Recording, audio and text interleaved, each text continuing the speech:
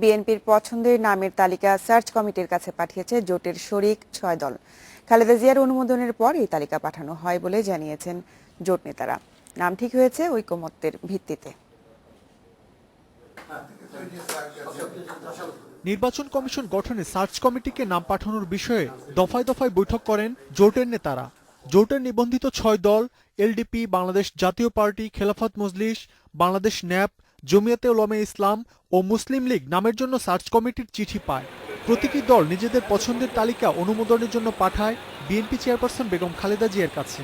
তালিকায় বিশিষ্ট নাগরিক, শিক্ষক, আইনজীবীর পাশাপাশি নারীর নামও আছে। কি কি নাম আমরা দিচ্ছি, জোটের প্রধান হিসেবে বেগম খালেদা জিয়ার তো এই নামগুলি জানা উচিত। প্রধান রাজনৈতিক দল হিসেবে যেটা ওনারা চেয়েছেন যে আমরা কোন নামগুলি দিব সেটা আমরা যেরকম দিয়েছি, প্লাস বিএনপি যেহেতু প্রধান রাজনীতি তারাও তাদের কিছু পরামর্শ হয়তো আমাদের প্রতি ছিল, সেভাবে আমাদের চেয়ারম্যান হিসেবে আমাদের নির্দেশ দিচ্ছে, ওইভাবে তৈরি করা হয়েছে। আমাদের নামের মধ্যে ধরেন একজন এক সচিবকে আমরা রেখেছি, সিনিয়র সচিবকে রেখেছি, আমরা একজন আইনজ্ঞকে রেখেছি, একজন আলেমকে আমরা রেখেছি, যেটা অবশ্যই অন্যরা রাখে নাই, মনে করি রাখে নাই। আলেমকে আমরা রেখেছি, একজন মহিলাকে আমরা রেখেছি।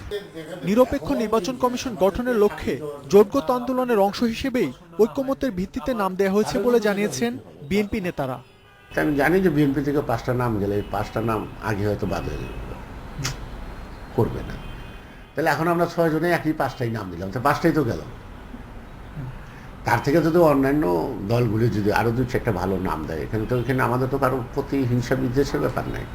আমরা যে ক্রাইটেরিয়ায় বলছি সেই ক্রাইটেরিয়ার নাম ঢাকা শহরে সব দল মিলা খুঁজলে কম হলো 50 জন বা 100 জন পাওয়া যাবে। নিরপেক্ষ নির্বাচন কমিশন ছাড়া সুষ্ঠু নির্বাচন সম্ভব নয়, তাই মানুষের ভোটাধিকার রক্ষার আন্দোলন অব্যাহত থাকবে বলেও জানিয়েছেন বিএনপি নেতারা। মাহমুদ শরীফ, ইন্ডিপেন্ডেন্ট নিউজ, ঢাকা।